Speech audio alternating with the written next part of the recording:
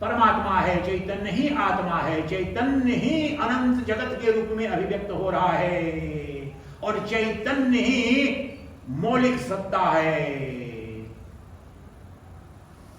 अब अगला सूत्र आपको यहीं और अभी इस चैतन्य का बोध कराने की तरफ बढ़ता है। बहुत ही सुंदर उदाहरण दर्पण आपने सबने देखा है, दर्पण का उदाहरण है। आप अपनी कल्पना कीजिए दर्पण क्या करता है, कैसे करता है। तो उदाहरण पहले सुनिए योग वशिष्ठ का। यथैवादर्शमाध्यस्ते, इसका उदाहरण बाद में देता हूं, उससे पहले समझिए शरीर के बारे में। हम सबको ये तो सब कहीं न कहीं रूप में संत भी कि अभी देखा नहीं है मैंने आत्मा को, दर्शन तो नहीं हुआ महाराज, प्रवचन बहुत सुने हैं, लगता होगा लेकिन दिख नहीं रहा है महाराज। उसका कारण क्या है? महर्षि वशिष्ठ बता रहे हैं। इतना क्रांतिकारी सूत्र बोल रहे हैं। हम लोग ध्यान रखिए, क्रम से चल रहे हैं। ब्रह्म का सिद्धांत जान लिया, सर्वत्र है, मैं हूं, तुम हो, सब, लेकिन दिख क्यों नहीं रहा भाई? अनुभूति क्यों नहीं हो रही है महाराज? आपके तो ठीक है, करोड़ों वर्षों से हमने प्रवचन सुने, करोड़ों ग्रंथ है, लेकिन मुझे तो दिखाओ। अब चल रहा है दिखाने, महर्षि वशिष्ठ दिखाएंगे। युग युग से सब उपनिषद के ऋषि ने जो दिखाया, रामचंद्र को दिखाया, आप भी यहाँ पर, और यहाँ तो विशिष्ट ऊर्जा जो ब्रह्मनिष्ठ तपोनिष्ठ गुरुदेव की है, अभी यही दर्शन करेंगे। तो पहले बाधा संबंधी, बाधा क्या है, वरुद्ध क्या है ब्रह्म दर्शन में, वह कहते हैं महर्षि वशिष्ठ। अहो नु चित्रा मायेयं तात विश्व विमोहिनी सर्वांग प्रोतमप्यात्मा न पश्यति। इतना शुभ क्रांतिकारी सूत्र तो जीवन में एक क्षण में क्रांति घटा दे। कह रहे हैं, हे रामचंद्र,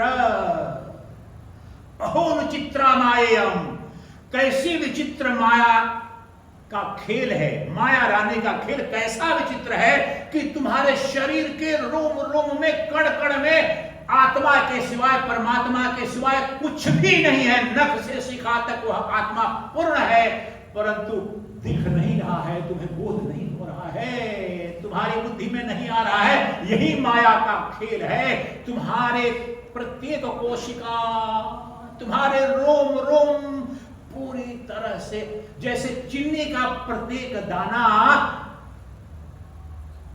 वह जो चीनी है, जो मिठास है, उसके सिवाय कुछ भी नहीं है। उसी तरह से ये जो शरीर भी तुम कल्पित जिसे जड़ कह रहे हो, वह चैतन्य का एक एक रोम में, एक एक जो कोशिका है, जो बिलियन ट्रिलियन कोशिका, जो डीएनए साइंस आप पढ़ोगे, शरीर विज्ञान एनाटॉमी पढ़ोगे, तो ब्रह्म ही है, अर्थात चैतन्य तत्व ही है। लेकिन ये कैसी विडंबना है, माया का विचित्रा मतलब विचित्र माया का प्रभाव है कि जो ब्रह्म है उसे ही मरण धर्मा होने का, जो सर्वशक्तिमान है वो इतना अशक्त महसूस कर रहा है, जो आनंद का अनंत महासागर है वो प्रेम की भीख मांग रहा है, darling would you love me. जो व्यवहारिक जीवन में एक सुख की कणिका के लिए बोल रहा है, पिता भी बोल रहा है बुढ़ापे में बेटे के लिए, बेटा छोड़ेगा तो नहीं, मुझे ध्यान रखना मेरा। माँ भी जरा सुख तो देगा बुढ़ापे पर। अगर स्वरूप का बोध हो जाए तो तुम वह सम्राटों के सम्राट हो, जो दाता ही है, जिसे लेना कुछ भी नहीं है, केवल स्वरूप का ही बोध नहीं। तूने शरीर अपने को माना, हे माता, हे पिता, तूने शरीर माना तो शरीर तो बूढ़ा हुआ। तू अगर चैतन्य तत्व को जान ले, तू नित्य तू दाता ही रहेगी और दाता ही रहेगा। तुझ में न रत्ती भर की कमी है। सृष्टि अभी नाश हो जाए, सृष्टि का विध्वंस हो जाए, तू वह अनंत चैतन्य महासागर है जिसमें ये सृष्टि के प्रलय, सृजन और नाश संबंधी तरंगें उठती हैं। तरंगों का नाश और जन्म है। तुम चैतन्य सिंधु में कोई परिवर्तन नहीं, कोई नाश नहीं, कोई रोग नहीं, और तुम प्रेम के अनंत महासागर हो। किससे प्रेम की भीख मांग रहे हो? तुम सुख के सागर हो, आनंद के अनंत महासागर हो। अरे मूर्ख, किससे आनंद की कणिका तू मांग रहा है? संसार का समस्त वैभव, ये मेरे दादा गुरुदेव पूज्य करपात्री जी महाराज के शब्द हैं कि संसार का समस्त वैभव उस ब्रह्म जो वेदांत वेद्य ब्रह्म है और ब्रह्मानंद है, उसकी कणिका मात्र भी नहीं है और नित्य विद्यमान है, अगले क्षण नहीं। किसी के केवल अज्ञान की निवृत्ति मात्र करनी है। तो कहते हैं कि कैसी माया की खेल है कि वह जो सच्चिद आनंद स्वरूप ब्रह्म है, नित्य उपस्थित है, फिर भी माया रानी पता नहीं चलने दे रही है। अब उसका भेदन करेंगे, सिस्टमेटिक चल रहे हैं, फिर देखेंगे हम उस तत्व। अब बताओ कि वह पर ब्रह्म कब आपसे जुदा है, कब आपसे अलग है। अरे दुर्भागे, कब तुम वियुक्त हुए? असंभव है। परमात्मा के लिए एक कार्य केवल संभव है, यह उद्घोष कर रहा है सच्चिदानंद परम पूज्य गुरुदेव के चरण कमलों में इनकी विद्या के बल पर कि परमात्मा केवल एक काम नहीं कर सकता है, सिर्फ एक काम नहीं कर सकता है, उसके पास शक्ति नहीं, वह यह कि वह अस्तित्व से अनस्तित्व हो जाए, वह चैतन्य से जड़ हो जाए, वह सुख से दुख हो जाए। ये होने के लिए भी उसे माया का सहारा लेना पड़ता है। उसके मूल रूप में जो परमात्मा, जो चैतन्य तत्व है, वह सदा ज्ञान रूप है, आनंद रूप है, चैतन्य और अमरत्व स्वरूप है। परमात्मा चाह करके भी तुमसे अलग हो नहीं सकता है, क्योंकि वह एकमात्र सत्य है। सृष्टि में ऐसे व्यवहारिक उदाहरण देता हूं, इसको तुम समझिए। 5-6 श्लोक बोलूंगा, लेकिन जरूरी नहीं कि एक भी बात क्रांति घटाने के लिए पर्याप्त है। आपके अंदर ब्रह्म ज्ञान तो क्षण भर में घट सकता है, इस बात को समझिए। मिट्टी तो एक है, निर्गुण निराकार मिट्टी, लेकिन वही मिट्टी अभी चुक्कड़ कहते हैं, पहले चाय पीते थे ना ट्रेन में, अब तो कप आ गया, उसी का ढक्कन बनता है, उसी का घट बनता है, उसी से सुराही बनती है जो पानी पीने के काम में आती है, और मठ भी बनता है उसी मिट्टी से। लेकिन ये बताओ, वह मठ, वह घड़ा, वह सुराही, वह चुक्कड़, वह ढक्कन कभी भी उस मिट्टी से भिन्न या अतिरिक्त हुआ क्या, या अलग हुआ क्या? असंभव।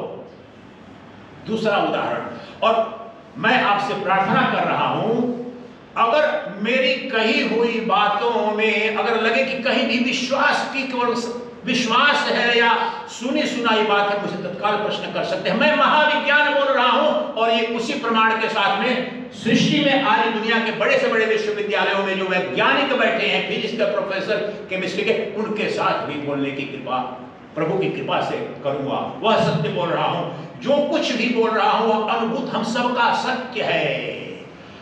अब उदाहरण लीजिए दूसरा, सोने का हार, सोने का ही कंगन, सोने की ही अंगूठी, और सोने के हजारों गहने। ये मत आए, मैं तो वेदांत पर प्रवचन के लिए 2-4 नाम जाना, मैंने तो जाना नहीं कितने गहने होते हैं। तो जो सोना हार में था और गरीबी आ गई, तो सोना, माता ने अपने पति से बोला कि सुनिए ना, ये इतना लौलाखा हार हमारे पास पड़ा है, अब किस दिन के लिए बेटा बीमार पड़ा है, इलाज कराना है, तो ऐसा करते हैं, इसको बेच देते हैं, तोड़वा देते हैं, आधे का दूसरा कोई जो है सो आभूषण बनवा लेंगे, और बाकी जो पैसा बेच करके बच्चे का इलाज हो जाएगा। अब बड़ा उनको कष्ट हुआ, लेकिन आधा पैसा मिल गया जिससे बच्चे का इलाज तो हो गया, लेकिन अब दूसरा जो आभूषण बना, वो छोटा बना, कुछ ठीक है, दूसरा कोई आभूषण ले गया। कई आभूषण बन गए छोटे छोटे, अंगूठी भी बन गई छोटी सी, एक चेन भी बन गया, एक थोड़ी चूड़ी भी बन गई, करके कंगन भी बन गया। अब ये बताओ कि जब हार था तो वह तत्व के रूप में सोने के सिवा कुछ और था क्या? और अभी भी जो इतना नाम रूप बदल गया, लेकिन वहां पर सोना जरा भी कम हुआ या ज्यादा हुआ, या वह आभूषण सोने से कभी अलग हुआ क्या? सदा सोना था, सोना है, सोना ही रहेगा। इसलिए शरीर भाव में, जीव भाव में हम आए हैं, पापी और पुण्यात्मा भाव में भी आए हैं, अपराध भाव में भी आए हैं, परंतु कौन आया है? वह जो साक्षी चैतन्य है, जो मूल तत्व है। टूटा कौन है? हार टूटा है, स्वर नहीं टूटा है। हार अंगूठी बन गया है, घड़ा टूट करके ढक्कन बन गया है। उसी प्रकार से यह शरीर टूटता है, जन्मता है, मरता है। यह सूक्ष्म शरीर रूपी जो मन और बुद्धि टूटते और जुटते और पैदा और बीमार होते हैं, वह जो मेरा मैं है, वह न टूटता है न जुटता है। वह नित्य शुद्ध बुद्ध मुक्त अद्वितीय ब्रह्म है, वही ब्रह्म मैं हूं। ऐसा अनुसंधान करो, दृढ़ संकल्प करो, इस भाव में जियो